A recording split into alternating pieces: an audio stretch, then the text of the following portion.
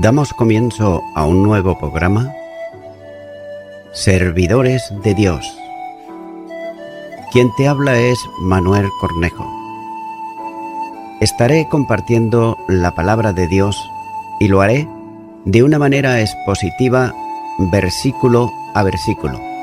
Y en esta ocasión será en el Evangelio de Marcos, capítulo 1 y versículo 25, donde dice: Pero Jesús le respondió, diciendo: Cállate y sal de él. Notamos rápidamente en este versículo la autoridad de Jesús, cómo reprende al espíritu inmundo.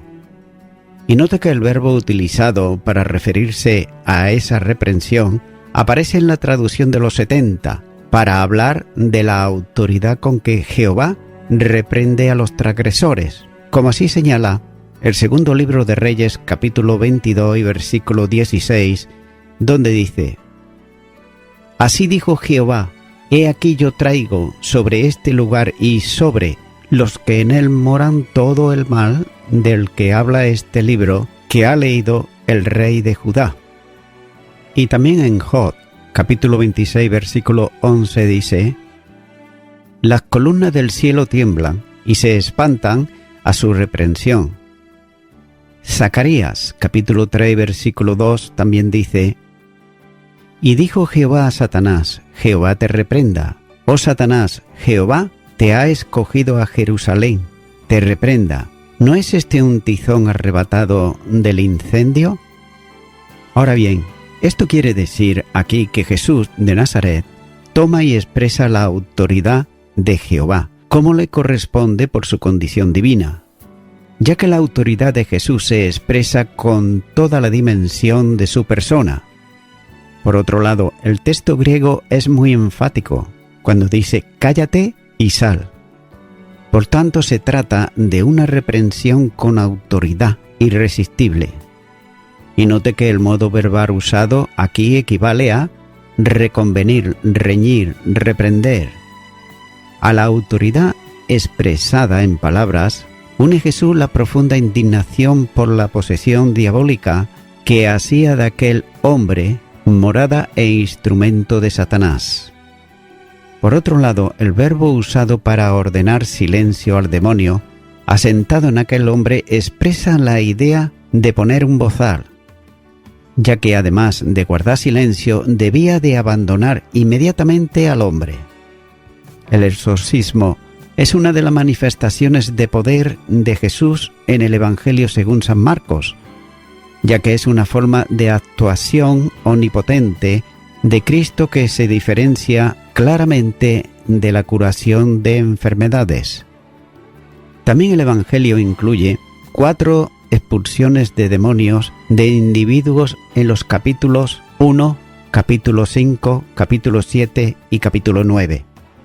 Y note que los 2 de ellos, el diálogo entre Jesús y los demonios, ponen de manifiesto el conocimiento que ellos tenían de él. Esta actuación de Jesús condujo a los escribas a una nueva confrontación directa con él, acusándole de un pacto con Satanás para echar fuera demonios, como así indica Marcos, capítulo 3, los versículos 22 al 30. También los discípulos echaron fuera demonios durante el ministerio del Señor, como dice Marcos capítulo 3, versículo 15, capítulo 6, versículo 7 y versículo 13. No como condición o don personal, sino por autoridad del Señor que se lo permitía para llevar a cabo la tarea que le había sido encomendada, como señala el capítulo 6, versículo 7, haciéndolo, por tanto, bajo su autoridad. El Evangelio pone de manifiesto que había otros practicando exorcismo, como señala Marcos capítulo 9 y los versículos 38 y 39.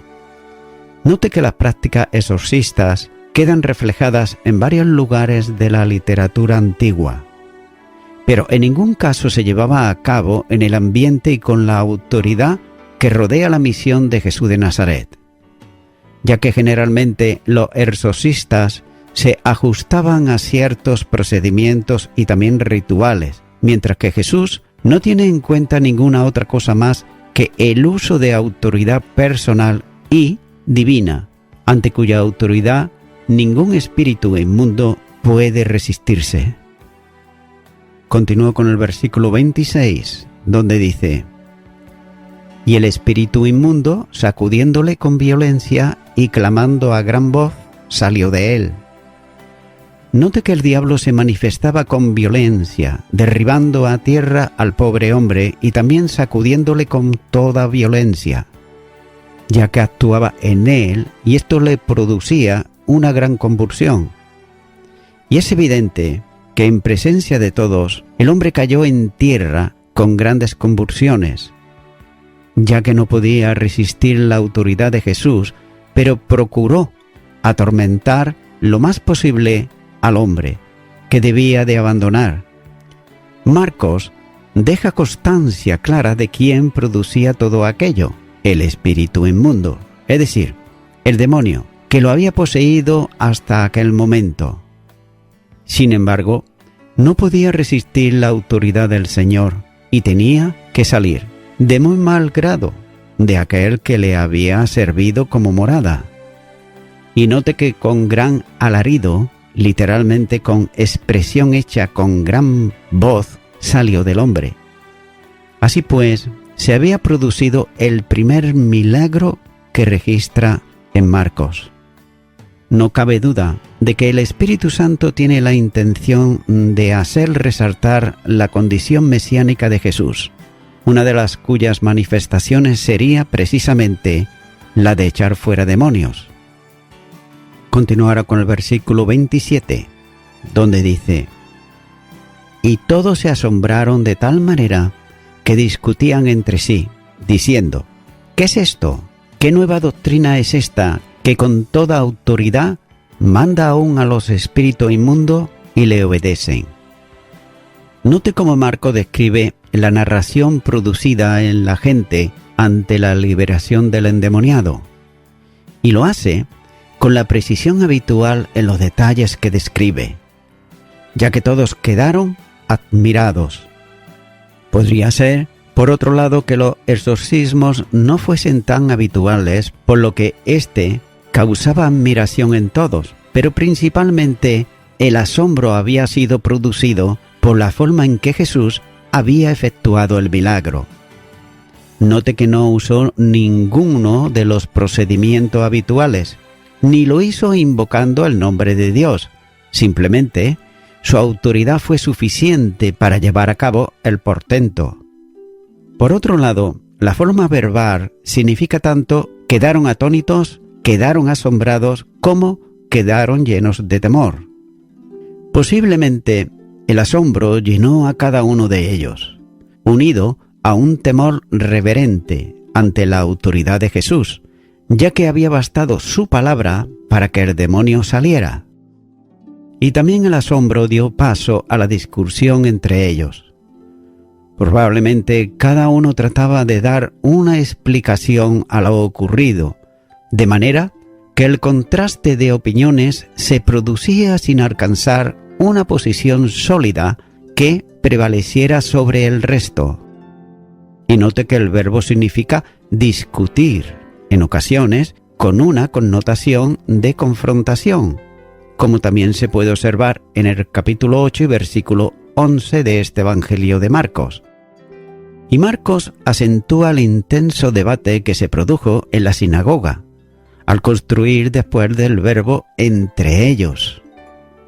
El asombro de todos, que expresaba con la pregunta ¿qué es esto?, refiriéndose tanto a la enseñanza de Cristo como a la expulsión del demonio. Ellos habían oído una enseñanza con autoridad, superior a lo de los maestros de aquel entonces, pero también presenciaron una manifestación de la autoridad personal del Maestro. Y ambas cosas concretan que Jesús era una persona revestida de autoridad excepcional, ya que interesa el propósito del Evangelio, hacer notar al lector desde el principio la condición de Jesús. La frase final de toda la oración se construye con este mismo énfasis admirativo: y el énfasis sobre el hecho presencial de la expulsión del demonio se marca mediante el uso del adverbio de modo, o como se traduce en el interlineal, hasta los demonios le obedecen.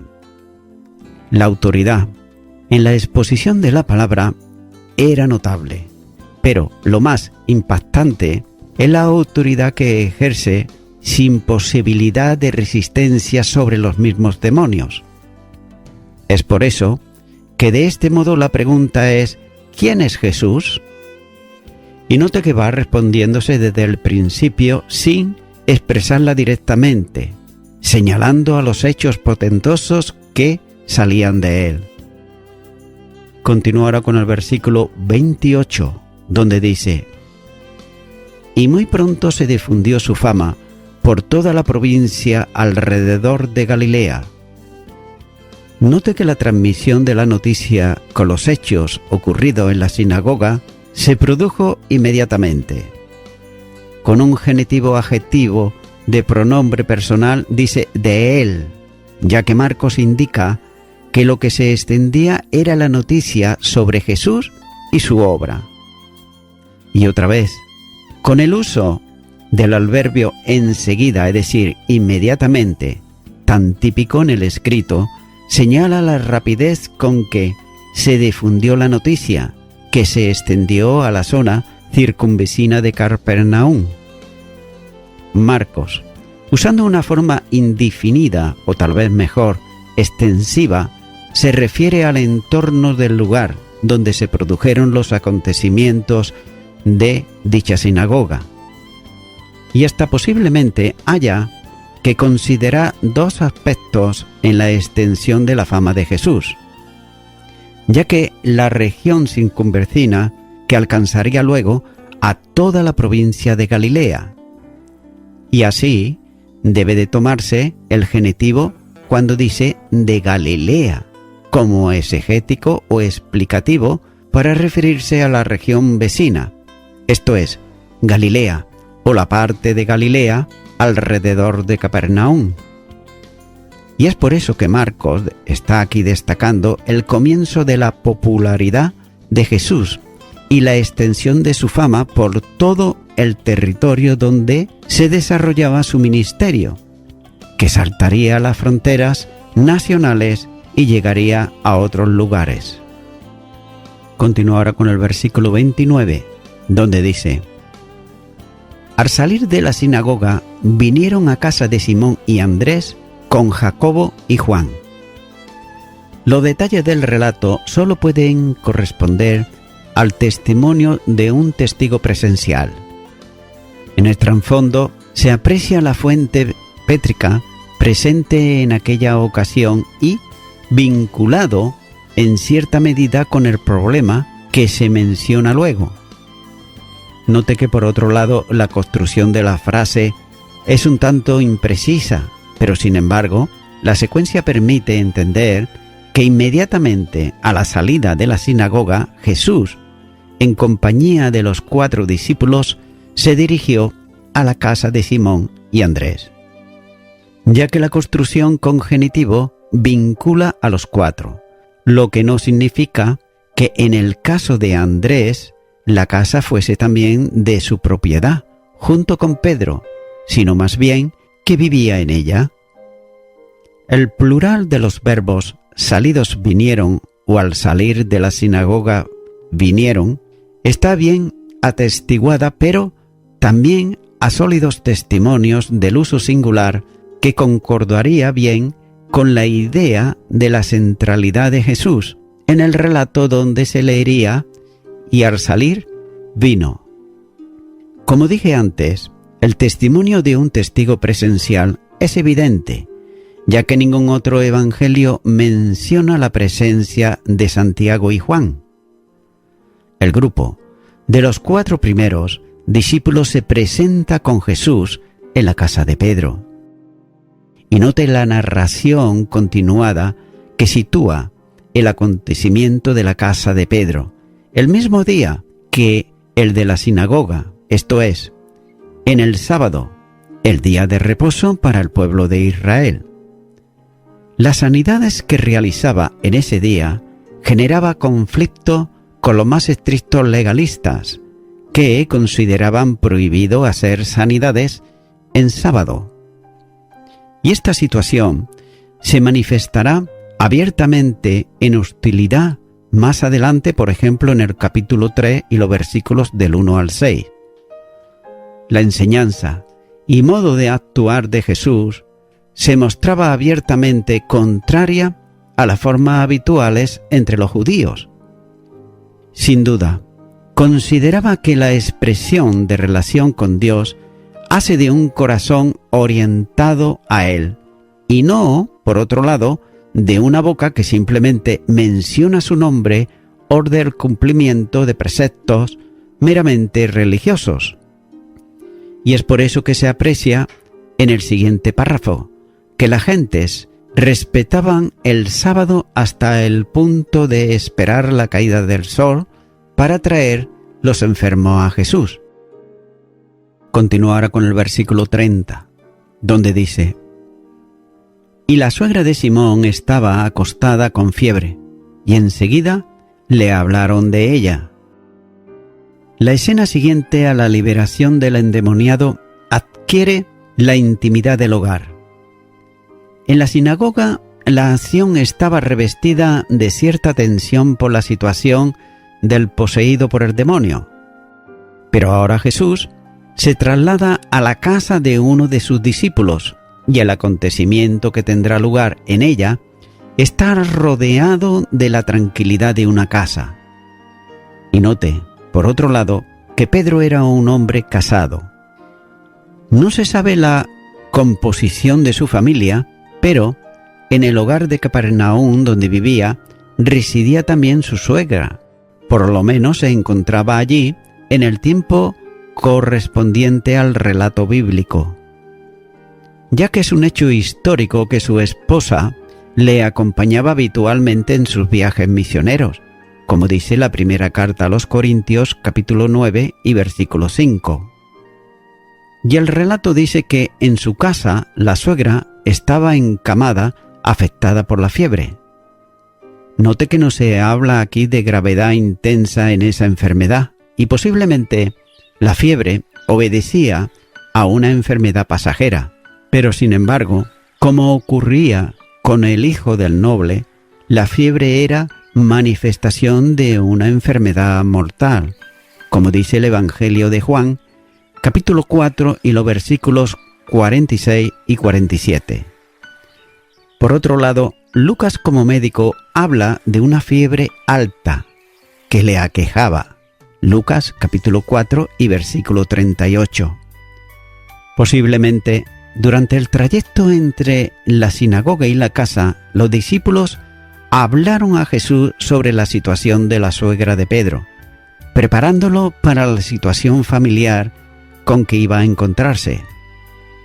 La idea de que Jesús sabía todas las cosas sin que se le indicase no es correcto, puesto que en el plano de su humanidad había limitado el conocimiento sobrenatural que corresponde a la deidad, a la que fuese necesario para el desarrollo de su ministerio. Por tanto, los discípulos hablan a Jesús porque quieren llamar su atención acerca de un caso de enfermedad, conocedores ya ellos del poder que Jesús tiene sobre las adversidades que afectan al hombre, con la certeza ellos de que actuaría para recuperar la salud de la mujer enferma. Y también por otro lado, conforme al paralelo en Lucas, que con el informe iba la petición de sanidad para ella. Lucas capítulo 4, versículo 38.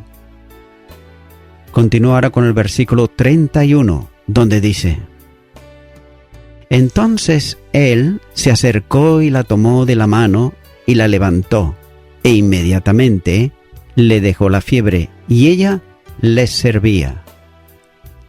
Jesús se acercó a la enferma, entrando en la habitación donde estaba, que sin duda era su habitación en la casa de Simón. Y con toda seguridad el Señor pidió a los 4 que lo condujesen al lugar donde estaba la enferma. Tal vez Simón lo llevó a la habitación nada más entrar en la casa. Y nótese muy bien que la curación de esta mujer se describe en forma simple, sin recoger palabra alguna del Señor, solamente que se acercó a ella y la ayudó a incorporarse en la cama, donde estaba restaurándole la salud. También es muy típico en Marcos el contacto de Jesús con los enfermos, que sanaba, como por ejemplo en el capítulo 5, versículo 41, capítulo 8, versículos 23 al 25, incluso se habla de los aquejados de algún mal que procuraban tocar a Jesús, como así señala el capítulo 3, versículo 10. Marcos se limita a señalar que Jesús tomó a la mujer de la mano.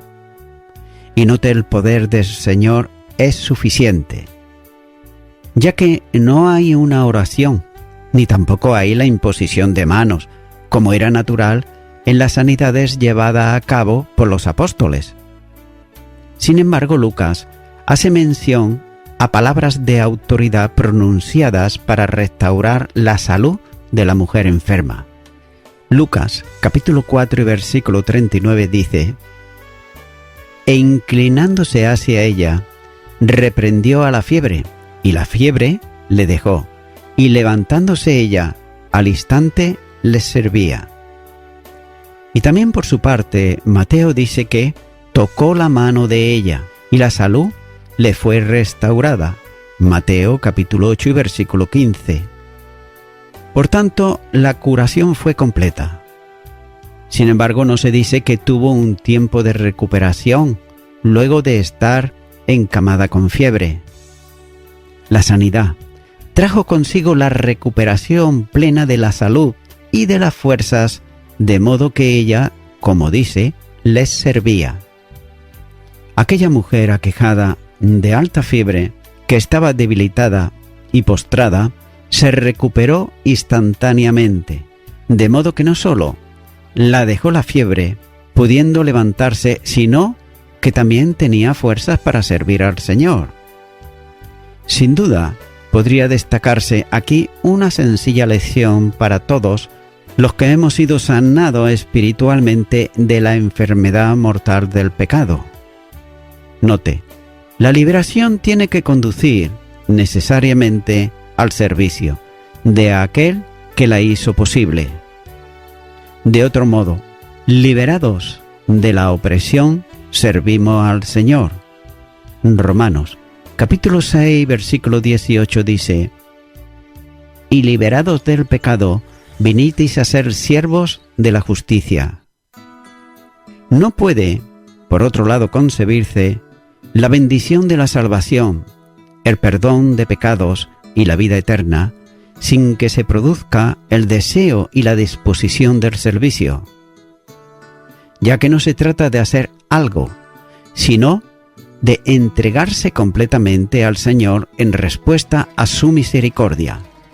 Romanos, capítulo 12 y versículo 1 dice: «Así que, hermanos, os ruego, por la misericordia de Dios, que presentéis vuestros cuerpos en sacrificio vivo, santo, agradable a Dios, que es vuestro culto racional». Y voy concluyendo con esto.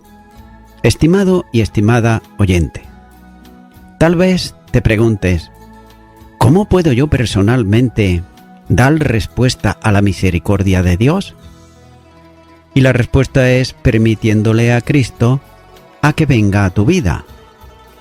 Amigo y amiga oyente, solo debes de creer lo que Jesucristo hizo a favor del pecador arrepentido en su obra redentora, dando su vida en sacrificio vivo, para que de esta manera tú puedas hoy en día reconciliarte con Dios, y lo puedas hacer por medio de Él, que dio su vida en la cruz del Calvario. Y es por eso que, mi amigo, mi amiga oyente, yo te animo ahora a que tú puedas orar conmigo una oración de fe para recibir a Cristo en tu corazón. Si nunca antes lo has hecho, repite conmigo y di ahí a donde estás: Señor Jesús, necesito inmediatamente que tú me sanes de la enfermedad del pecado. Para ello, yo te pido perdón por todos mis pecados y todos mis delitos, y me arrepiento de ellos, y te recibo a ti, Jesucristo, como mi único y suficiente Salvador. Y te quiero dar gracias en tu nombre. Amén.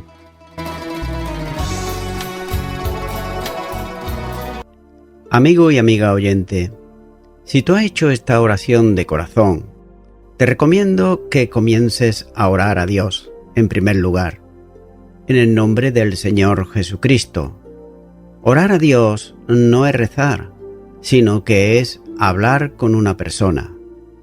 También te recomiendo que leas la palabra de Dios y lo hagas a diario. Comienza, por ejemplo, con el Nuevo Testamento. Y también, por último, te recomiendo que para que puedas crecer espiritualmente, te congregues en una iglesia cristiano-evangélica, donde se predique, se enseñe y se practique la sana doctrina y la palabra de Dios. Congrégate ahí y con el tiempo podrás crecer espiritualmente y también servir al Señor Jesucristo. Que Dios te bendiga. Y a toda la audiencia, nuevamente ya me estoy despidiendo de todos ustedes y será hasta el próximo programa. Que Dios os bendiga a todos.